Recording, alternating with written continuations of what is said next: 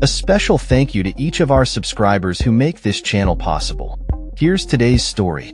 In a significant development, Kurdish militants who have been engaged in a 40-year insurgency against the Turkish state have declared a ceasefire. This announcement comes just 2 days after their imprisoned leader, Abdullah Ocalan, called for the group to disarm.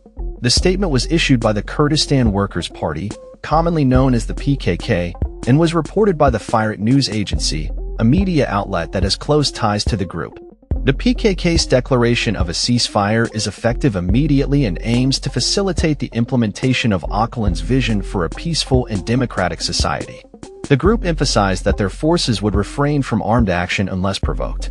This ceasefire marks a pivotal moment in a conflict that has resulted in tens of thousands of deaths since it began in 1984. The announcement follows a visit by a delegation of Kurdish politicians to Ocalan's prison, where they discussed the need for the PKK to lay down its arms. The PKK's statement declared that a new historical process has begun in Kurdistan and the Middle East, highlighting the significance of the ceasefire amidst changing regional dynamics, including the fallout from the Syrian civil war and the ongoing conflict between Israel and Hamas. The Kurdish regions, which span parts of Turkey, Iraq, Syria, and Iran, have long been the center of Kurdish aspirations for autonomy and recognition. The PKK's commitment to ceasefire is seen as a response to Ocalan's call for peace, but the group also stressed that the political environment must support democratic processes for the ceasefire to be effective. They called for Ocalan's release from Imrali prison, where he has been held since 1999, so he can lead a Congress aimed at disbanding the militant group. The Turkish government, led by President Recep Tayyip Erdogan, has welcomed this development, viewing it as an opportunity to foster peace and potentially gain Kurdish support for a new constitutional framework.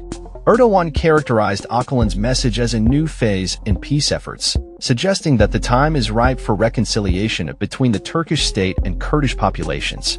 The government's initial response, articulated by Vice President Cevdet Yilmaz, indicated optimism for a future free of terror. However, the PKK ceasefire does not extend to Kurdish forces in Syria, which have been engaged in conflict with Turkish-backed groups. The Turkish administration has consistently insisted that all Kurdish factions linked to the PKK must disband for lasting peace to be achieved. With the ceasefire now in place, the eyes of the international community are on Turkey and the PKK to see if this moment will lead to meaningful dialogue and a resolution to a conflict that has plagued the region for decades. The implications of this ceasefire are profound, not only for Turkey but for the broader Middle Eastern landscape that has been reshaped by recent geopolitical shifts.